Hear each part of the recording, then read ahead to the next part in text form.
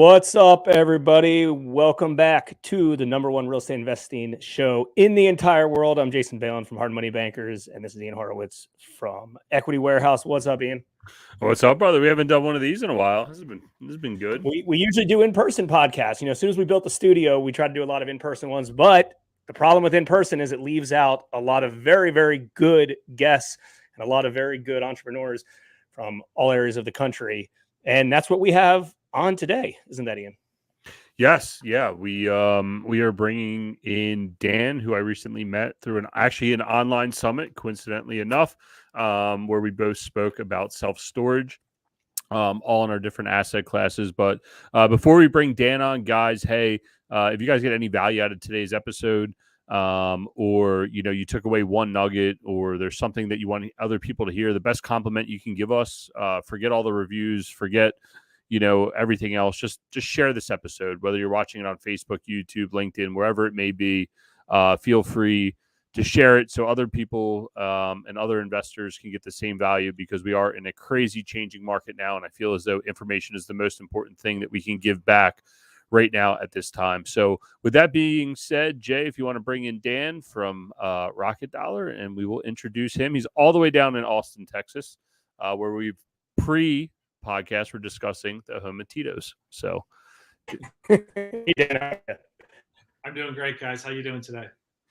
Good. I guess it's maybe just a touch cooler than it is probably down there in Texas. What is it? Probably about 100 degrees down there today. I think we're at 99, so I'm probably wearing long sleeves and long pants below this. And I've warm tea right now. It's really it's that cold here when it's sub 100. So.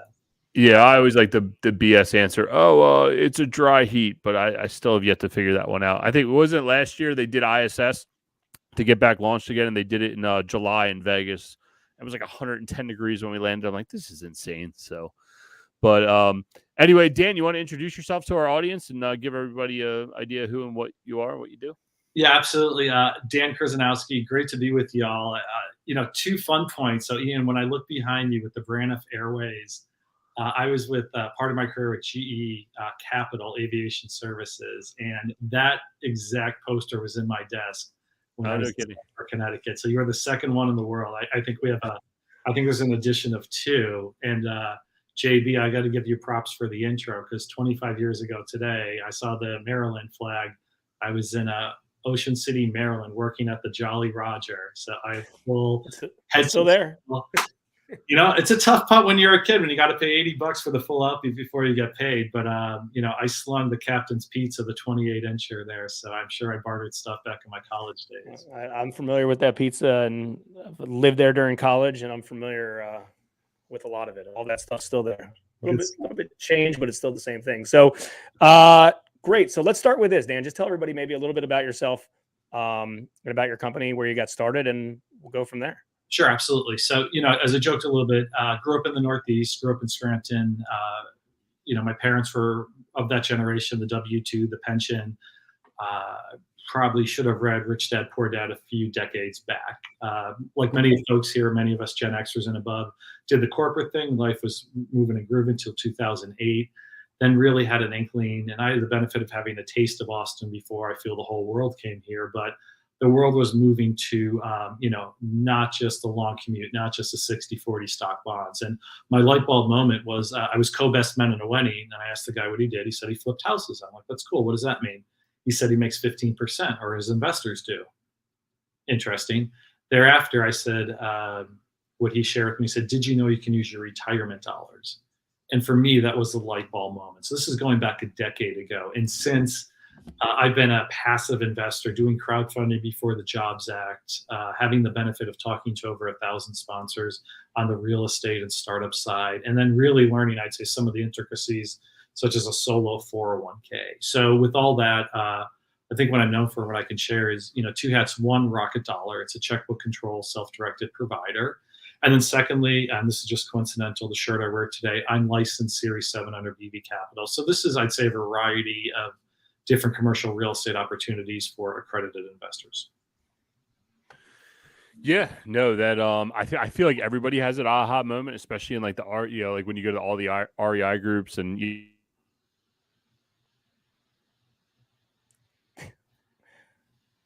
Ian, I think you're frozen. I wasn't sure who froze, but it looks like it was Ian. Restart your computer, buddy. It's the other part about being frozen on a podcast is where your face ends up, right? Like, like what part of it froze. So let's dive in a little bit until Ian gets back on Rocket Dollar. Sure. Because I'm intrigued on that. Obviously, when did that company get founded? Yeah, it got founded in March of 2018, and there's a few reasons behind that. You know, one of which Henry Yoshida, previous founder of Honest Dollar, so it's where the dollar comes in, was acquired by Goldman Sachs. Quick fun fact: Henry and I we met at Money 2020, or I should say, met formally in Las Vegas. And I said, "Hey, Henry, I have a good self-storage deal. Did you know you can use your retirement dollars?" And of course, he already knew this and said, "Wouldn't it be great to have a very 21st century feel, tech-friendly, with all the bells and whistles of fintech, where somebody can sign up in 5 minutes, pay a flat price, and frankly, it's country club cool to tell your friends and your investors about a checkbook control self-directed account." So that was the advent. We purposely came out of the womb about 6 months early to take advantage of South by Southwest in Austin. And then fast forward 6 months, we were voted the top fintech startup in the world. Actually, I'll caveat that to second.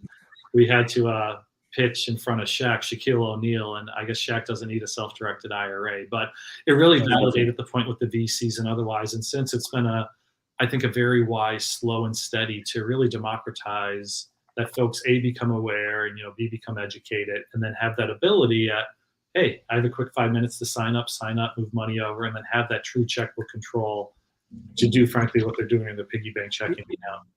Yeah, and I know Ian and I are familiar with checkbook compared to a regular self-directed IRA, that you have a little bit less control. Let's just discuss that real quick. So what, let's say somebody's used to whatever, the bigger Pensco, Equity Trust, things like that. Like, what is some of the checkbook writing IRA places have, and what's an advantage of that? What, they have more control? Yeah, and the biggest thing is, I think, timeliness and benefit, particularly if you want to, I'd say, get in on a good deal, get with the best of breed sponsor. The gentleman I referenced before, there's times it's, football Sunday. He's like, "Hey, do you have a random 32,000 to put in my deal?" And I can do that literally on the spot with online banking. I'm not going to, going to one of the legacy custodian guys, filling out their paperwork, having a back and forth. And then if I do have a unique question, not to knock, but there's a fair number of junior folks that are at some of these shops just for sake of filling out their paperwork, vis-a-vis, and I compliment Brendan Walsh, who authored our knowledge base, and HubSpot said, "Guys, this is dynamite. This is truly award-winning." So we've, from the benefit of education, I think that's another difference too. Yeah, because I'll never forget, my business partner Chris and I spoke at an Equity Trust conference years ago, like early on when we were, we haven't raised capital in about 10 years for our lending company, because capital, lending company grows very, very quickly and more than deal flow. But early on, we were raising capital. That was our full-time job. And I'll never forget, a big takeaway that I had with that event is there are so many folks that are interested in self-directed IRAs. They have the capital, but all of a sudden, they put their capital somewhere, and then they don't know what's next. Then they don't know what deals to invest. They don't know what deals to invest in.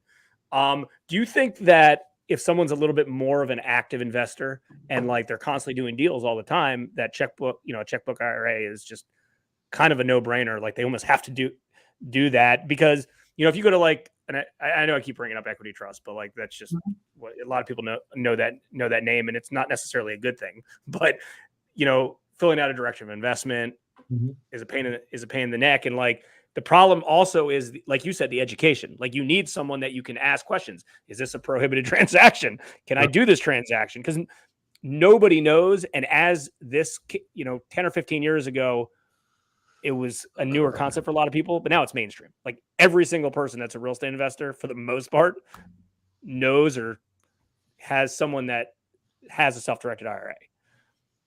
Yeah, I mean, at this point, a lot of folks, particularly if you're attending these shows in person, I think the net benefit, you're right, of COVID, it may have been something you thought of, but fast forward 2 years, if you're considering even being a passive investor, you're probably on at least 10 drip campaigns, have listened to 10 or 20 webinars, et cetera. So you're right. And the big difference, I think, is one, particularly if you're looking to test the waters, whether it's crowdfunding or otherwise. Yeah, I mean, that's a good hour of your time you're losing every time you want to transact just for sake of moving your money.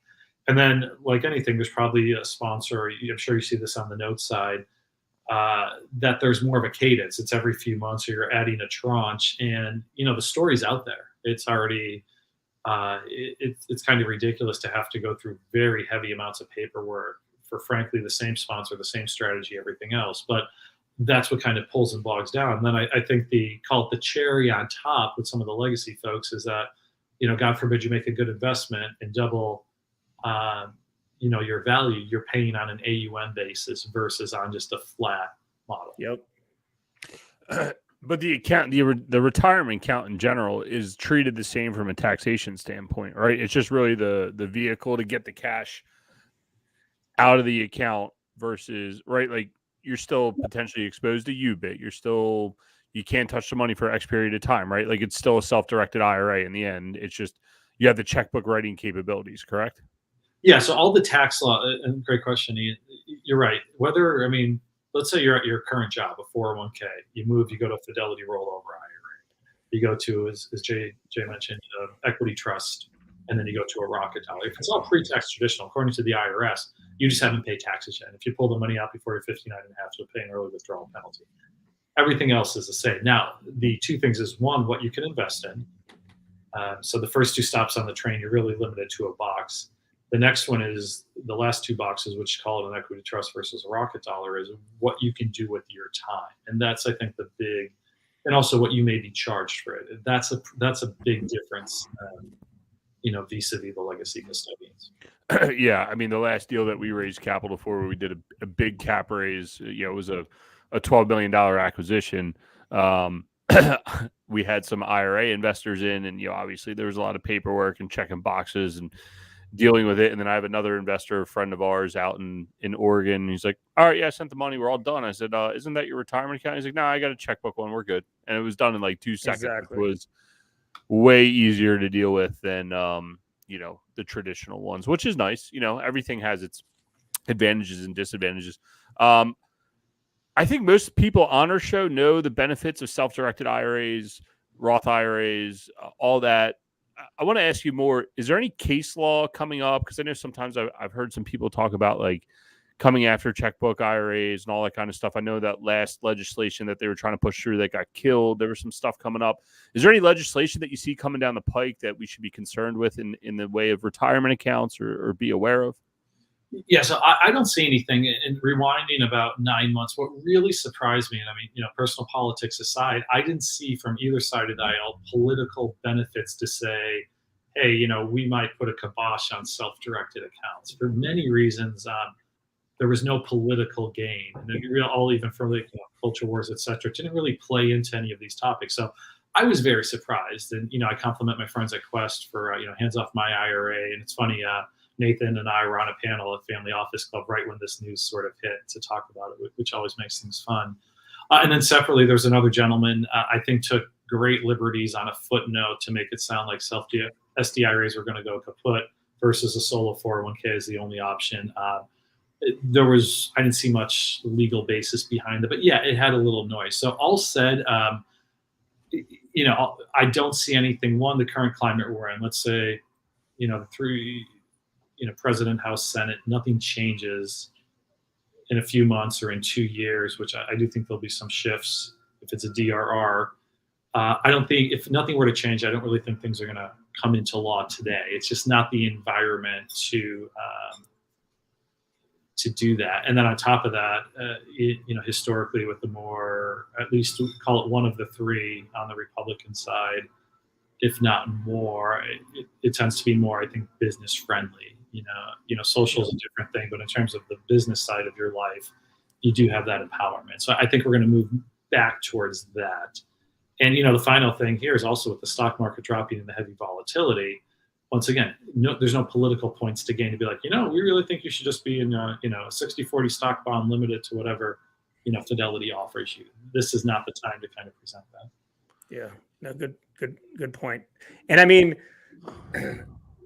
listen, I mean, it plays a great purpose for response, for the responsible ones. And I feel like the non-responsible ones, and I think that's where the checkbook conflict is.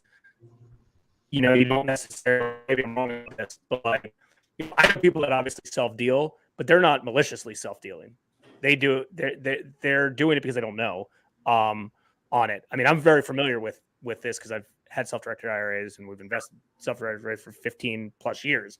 But like, I certainly understand that not everybody knows, right? And they set it up, and then all of a sudden it's like, yeah, I'm investing in this deal. And it's like, yeah, but that's personally benefiting you or your family member. You can't do that. The nice thing that I think, and two things. One is the IRS tells what you cannot do, and I think the analogy is very similar to a health savings account. And even if you don't have an HSA, you're familiar to say, I have to go to the doctor, or my kid broke his arm. You swipe the HSA card, to say, hey, I'm going to buy a nice leather sofa. Well, that's kind of a tough cut. It doesn't really. Right. It might benefit you mentally, but at least by the law, it doesn't go there. Yeah, health wise, it made me feel better. I got to lay on that sofa, and then I want to back aches. Yeah, like there's logic. You can go down that path for anything, though. Yeah, I might not suggest it if you get a letter in the mail, but and similar in the 401k line, no life insurance, no collectibles, and the big one, as you said, is no self-dealing. And basically, what that means is not yourself or your linear family. So your company, if you're an executive, a person of control. Your kid's startup, you have to stay away from that.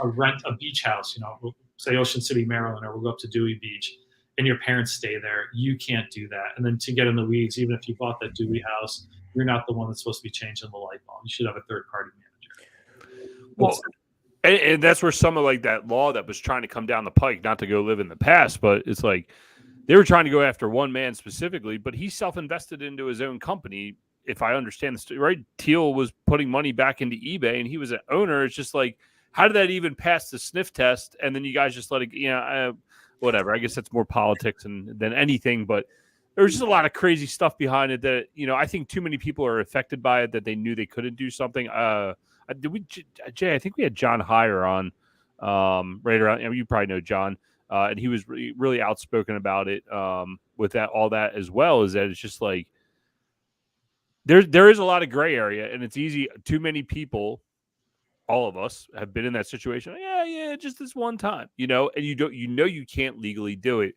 And I think too many people, when they have control, and maybe that's why people have fear, checkbook IRAs can get a bad rap, is that people are like, well, they have the freedom to do whatever they want, so it's harder for them to stay compliant, right? So. Yeah, and this is where I think the education really comes into place because, as I said, you're right. Once ultimately at the end game, your checkbook control, it's much like parenting.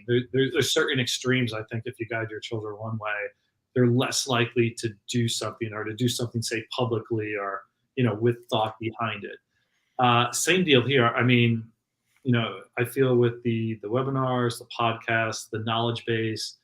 Having folks both on the sales team, fulfillment, and support that really, really know the stuff, as is at Rocket Dollar, that, somebody says, hey, can I invest in a cannabis company? No, you can't touch the plant, and here's why there hasn't been legislation. There's enough steering and guidance, and I'd say relatively, examples, we have the pretty little charts and such, that folks would know, like, yeah, I can't be the Peter Thiel for my own company and invest because I'm CEO. And if folks in the gray area, as I said, we just share facts back. And then, ultimately, a lot of times they either choose to not open the account because of, or say, yeah, you're right. Let me just invest in my buddy's company instead. Well, one more question related to this, and then we'll move on a little bit. What's your opinion or thoughts related to co-owning a property between your personal name and your self-directed IRA? Because that's something that a lot of people think they're both things of that. So you have whatever $50,000. Self-directed IRA is $50,000, and you buy that property 50-50.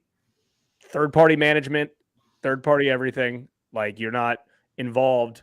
Mhm. So you're not getting personally benefited. The only personal benefit is you potentially need an IRA to make the deal work. That's where I think the gray area is. Yeah, so a little bit of breakup, JB, but my general guidance is to not commingle your retirement and you, um, even if it's a 50-50.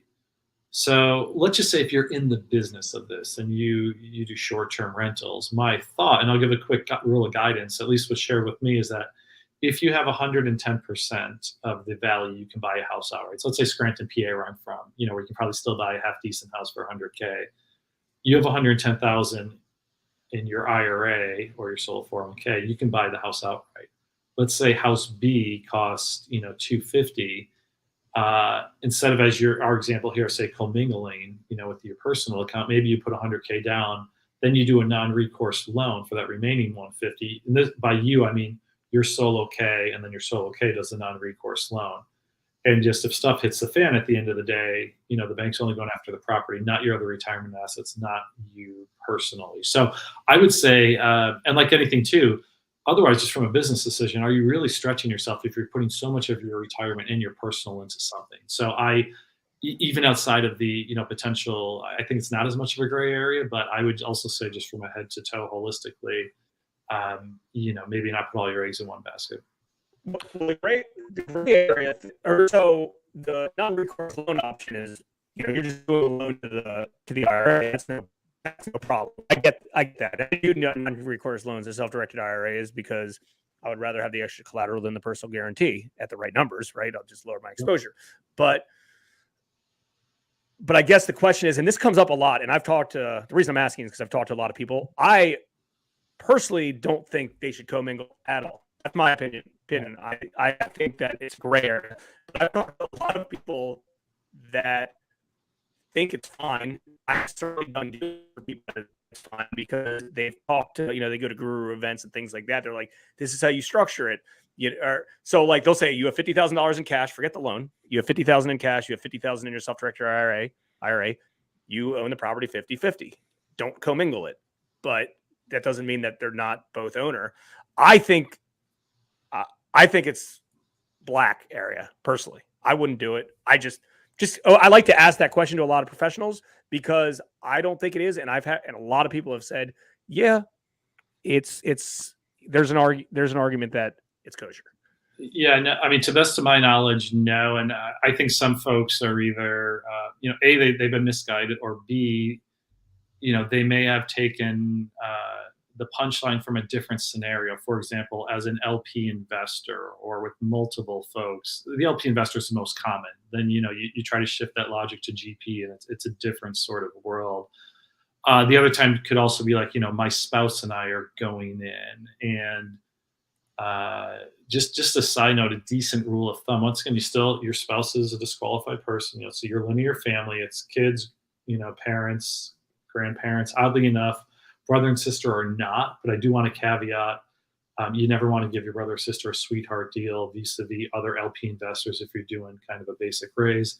With all the joking behind it, in-laws or mother-in-law is not, but still same sort of kind of fairness across all investors. Just a side point that I share, which I don't read as much, but if two IRAs are going in together into a multi-member, say LLC, the general rule of thumb, particularly say if it's husband and wife, is to be at 50-50. Or if it's three people that you're literally in the family, you want to be a third, and not just from an administrative side. I think in terms of, there's deeper reasoning for a different call why you would want to do that. So just an FYI, because I know a lot of folks say, well, I can go 90-10, but I said some people view that differently, meaning 90% of IRA person one, and then the spouse with only 10%. Going in the weeds here a little bit, but high level, Makes sense. Read your cases out there. They've been documented pretty well. Yeah. Yeah, no, that definitely all makes sense. And obviously, as you're getting into a deal, you want to consult a professional. That's why these guys are here before you do something stupid. They can't tell you what investments to buy, but they can definitely give you guidance. Does it pierce what you're supposed to be doing or not doing.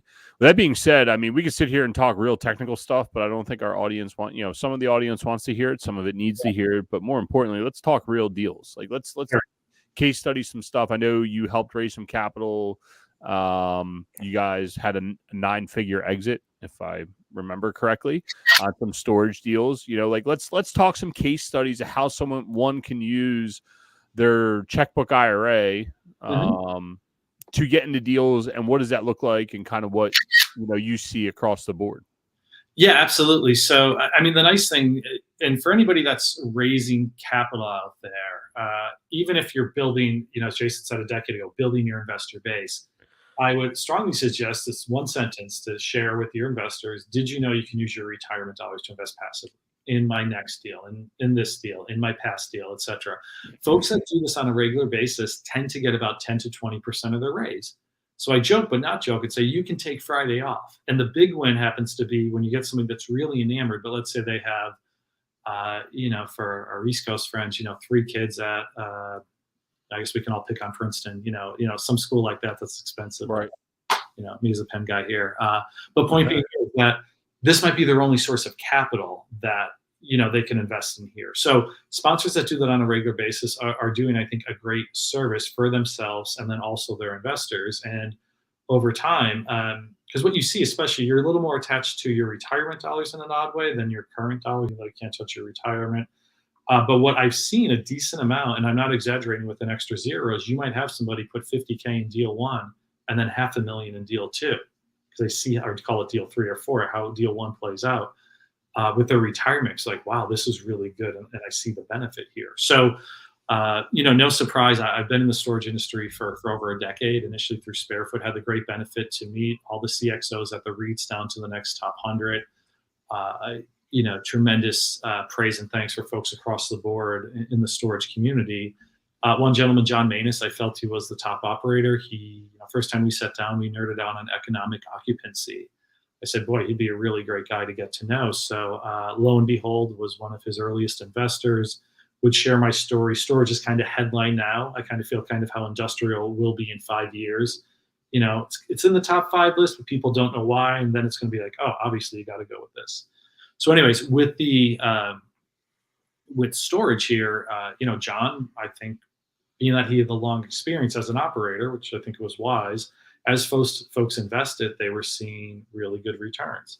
And ultimately, in the world of storage, 10 is kind of the magic number of similar size properties where you're ripe for a portfolio sale. So long and short, over time, John, Pinnacle Storage Properties built up over 20 plus and sold, I think, 14-ish properties for 100 million plus to one of the REITs.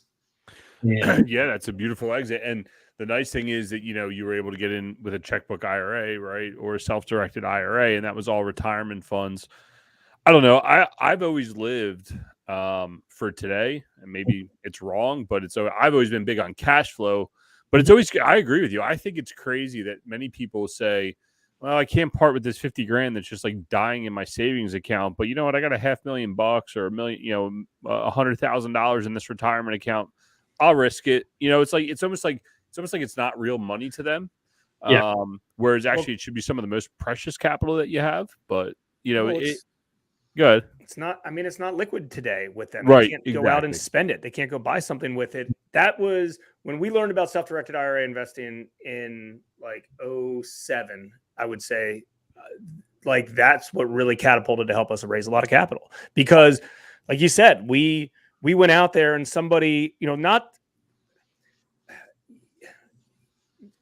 non-active real estate and business people, they don't necessarily have a lot of disposable investable capital. Because they're not actively looking for deals all the time. I'm not saying they don't have money in the market, but it's hard for them to pull out their wallet to invest hundreds of thousands of dollars, right? Like, they're going to start small. And like what you said, Dan, it's, hey, do you have, back then, nobody had self-directed IRAs. We had to educate them on taking them.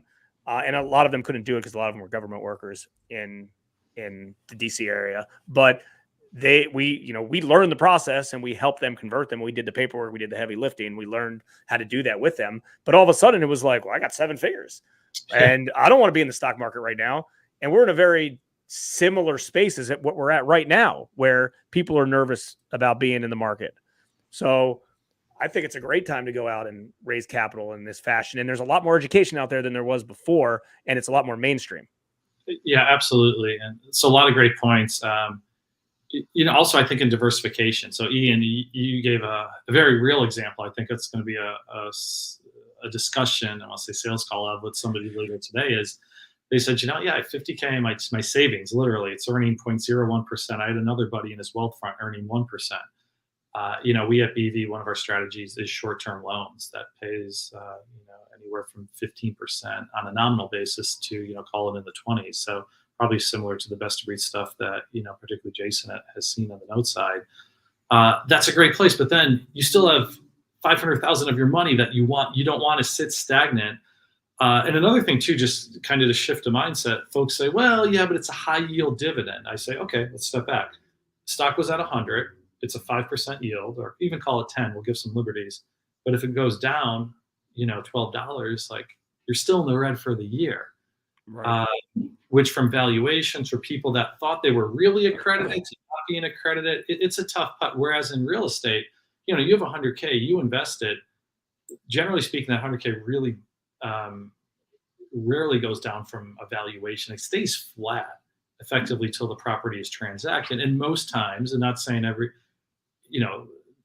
doesn't go right all the time, but particularly on a value add, you're going to get your 100 back and at least a few other dollars and some cash flow in between. So in the spirit of compounding interest, this is where I do think you do have to take back control. You can't be in that kind of stagnant 60-40, because you're going to wake up in 60s and it's not really going to feel like that much money. Yeah, we're all cultured. You're going to take me down a wormhole, but yeah, we're all cultured through school. I think we're all in the same age group that it was go to college, get a job, wait for your Social Security. You'll be fine. You'll have a few extra $100,000 in this bank account and you'll be fine. Right. Like I was a fireman for the city of Baltimore for the last 15 years. I recently left. And I see guys sitting, there was a guy yesterday who retired. The chief had 52 years on the job working for a pension that pension could be blown up tomorrow. I mean, we're talking about Baltimore City. We're not talking about, some beautiful, look at California, beautiful places up and down, great rich area. And they all went bankrupt in 2008, I don't know. I think that little purple book that everybody talks about, Rich Dad, Poor Dad, is like, that should be what you read in high school, and you should read it every year until you graduate, and you should read it every year thereafter, and just have a nice refresher, because too many people rely on what status quo is versus getting out there and doing and making your own path. You really have to. You have to secure your own retirement. If you count on what's promised to you, we don't know what's going to be. Look what's going on right now, not to make it political, but you got a government. We don't know which way is up right now. We got a stock market that only can see down right now. And everyone's relying. Think about it. If you're in your golden years and you're about to retire, right, and you're looking at all this, how could you ever contemplate retiring, seeing all this crazy stuff going on versus having, like you're saying, Dan, and me and Jason 100% agree with this, is having that nice flat trend line that maybe goes up to the right just a little bit, and you'll have a pop here and you'll have a pop there. But for the most part, we're nice level lines, and that's what we like, and that's why we invest in real estate. That's why Jason does hard money loans. It's consistent, it's not sexy, but it produces dividends, and that's what we all look for. Slow and steady wins the race. The right way, though. Yes. The right way, not, hey, I just have to. Listen, that guy you're talking about, Ian, and so be it, but he was playing defense for 52 years. Literally not going out there and trying to win and play offense on a regular basis, because even playing offense, keep in mind, there's still cycles where you're taking a step back, but again, you do the right thing and you're 2 steps forward. Yep. Over and 100%. Over and over. Another just a side thought, but I think it's important.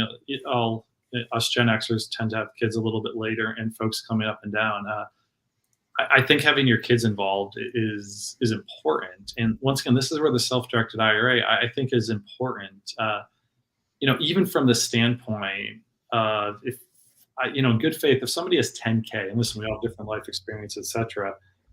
you can get a taste in a few different things in crowdfunding, which is really important. For most folks with a quasi-traditional, say if you're 40 and above, you probably have six figures that you could move into a self-directed account. The huge benefit here is I like to call the difference between like and trust. I mean, we can go on LinkedIn, Facebook, like a million things, but trust, frankly, is when money moves. And from a mutual perspective, I think a lot of wise sponsors will tend to let you in below the minimum, say carve out that last 100K for people that you want to get to know you. Why do I share that?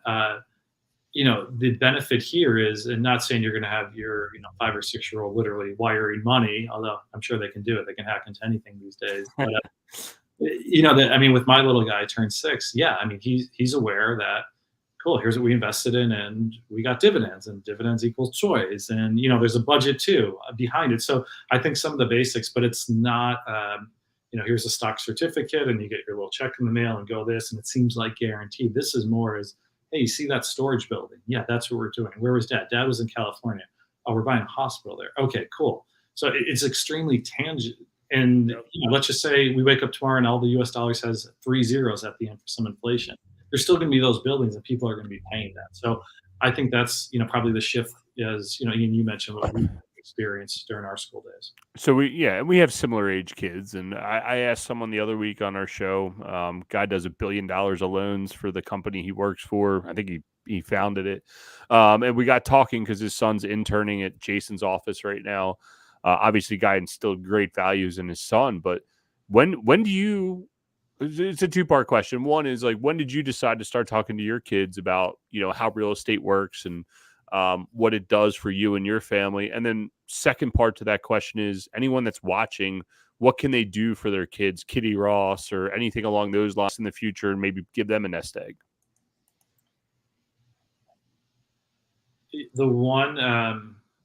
The gentleman out west, we were introduced last year, and I thought I've heard it once, so I'd love to repeat it because I haven't heard it from anybody else. He said, screw the 529s. When my kid was born, I bought him a building, and he's going to college now. Or he's of college age, and he can choose what to do with that building. That's beautiful. So I'm feeling like a schmuck, SM, in case we're translating here. Transcribing. But okay, that's wow, what a great, our land, I would even say. It's almost, I remember I still have the savings bonds or whatever you'd get as a kid.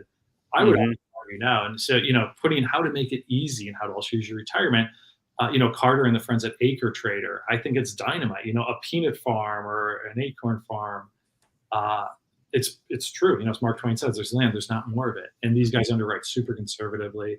I'm bullish on that. So, even if, you do go down, if there's certain side of structures, for your kids, think of stuff like land. Think of things that, regardless of how much money's printed, that will still have some, ratio value to whatever happens to be our paper currency.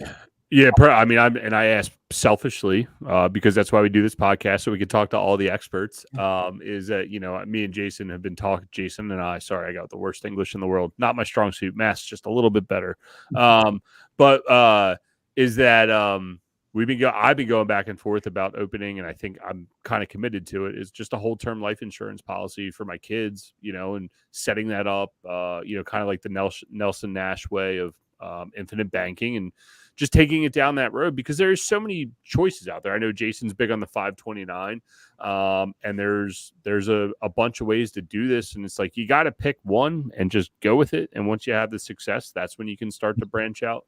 Well, I'm big on buckets, right? Yeah. I'm big on set it and forget it. Like that 529 doesn't do much, and I'm only getting the write off on the Maryland side anyways. So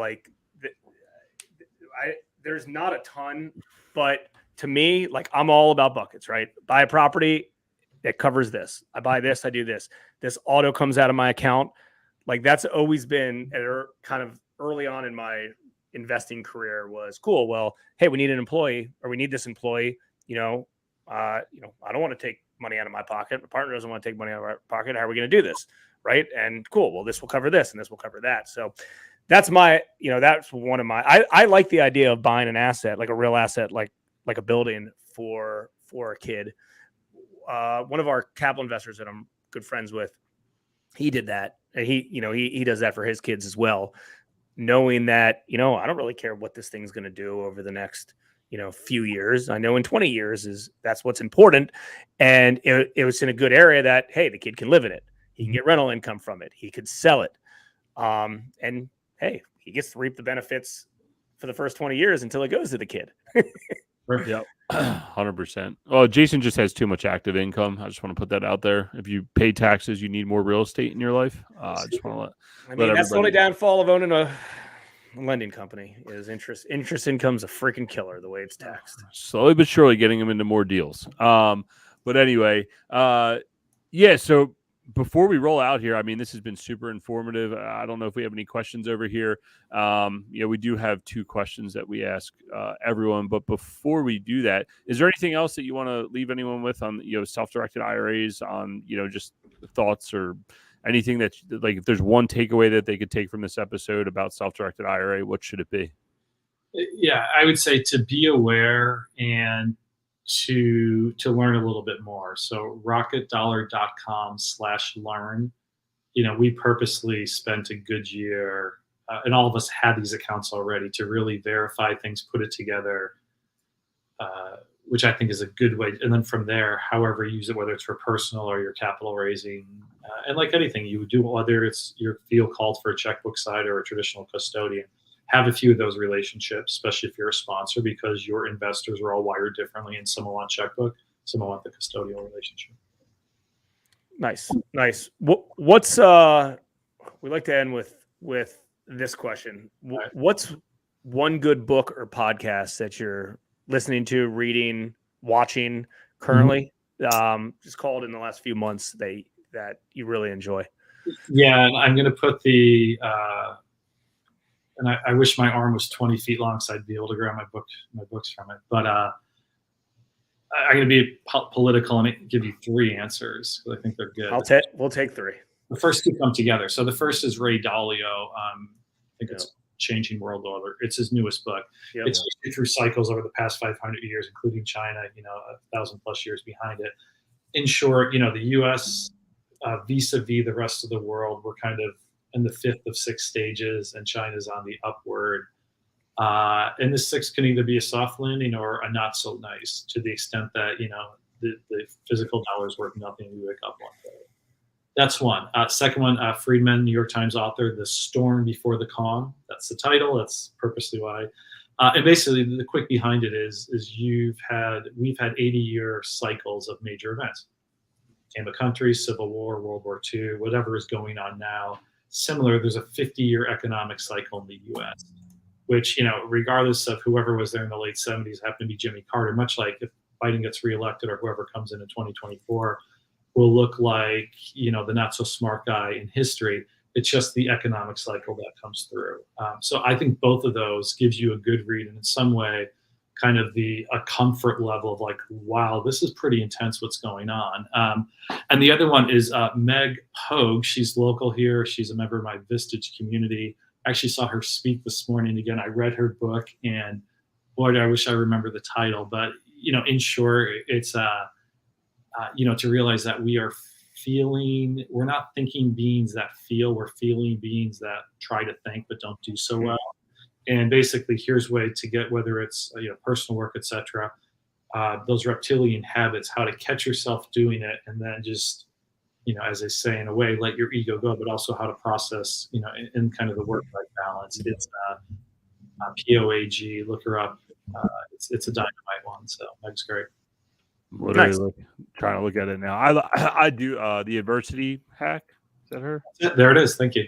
Yeah. I definitely like the quantum physics universe type stuff. I thought Happy Pocket Full of Money is a really good one. That same thing about manifesting and getting your mind and shifting. Because again, going back to high school, what they teach us, they should have spent more time talking about manifesting your goals and being successful for what you want to be successful for. So, but Dan, we definitely appreciate having you on. What's the best way to get a hold of everyone to get a hold of you? I know you said rocketdollar.com. What's the best way people could reach out to you if they have any more questions? Yeah, so I'm pretty big on LinkedIn. Obviously, there's not too many Dan Kryzanowskis out there, so you'll find me pretty easy. Say that you heard it with JB and Ian. Secondly, I also like to give a thank you. So I joke, if you can spell it, you can get it. D Kryzanowski, 12 letters. That'll get you some change off a Rocket Dollar account. And if you should happen to also be a sponsor, reach out to me. We'll see what we can do to have a deeper conversation. Separately, in terms of it seems like the world's moving to Texas or has an interest on the investing side. So once Wilson's under VD Capital, we're in a mix of value-added development, multifamily, industrial, and even getting into some opportunistic bridge and DSTs. If any of that is a slight interest, and I put my money, on the stuff that I represent. So my portfolio is, a cap table of 20 plus LP investments, and I'm pretty open in a one-on-one conversation to share what I have. Hell yeah, man. We appreciate that. So definitely appreciate you having you. This episode was powerful as always. Again, guys, if you got any value out of this, please, share this. This is life-changing stuff for everybody, whether you're in high school or you're about to retire. The time is always now. So Dan, we appreciate having you on. And I'm Ian from Equity Warehouse. That's Jason from Hard Money Bankers. What you got, Jay, before we roll out? Nothing. You did it. You guys ended it. I'm in the groove today, man. It's been a while since we've done a live episode like this, and I just, usually when we're in person, I just kind of sit there. There's so much stuff going on. But here I am. I get to be free. You like to have fun. Keep that smile going. Yeah. So, all right, Dan. Appreciate it. Thanks. Take care. Thanks for tuning in to the Real Estate Reserve podcast. Do us a favor and like, comment, and share our broadcast. It helps the algorithm and helps us spread the word too. Till next time,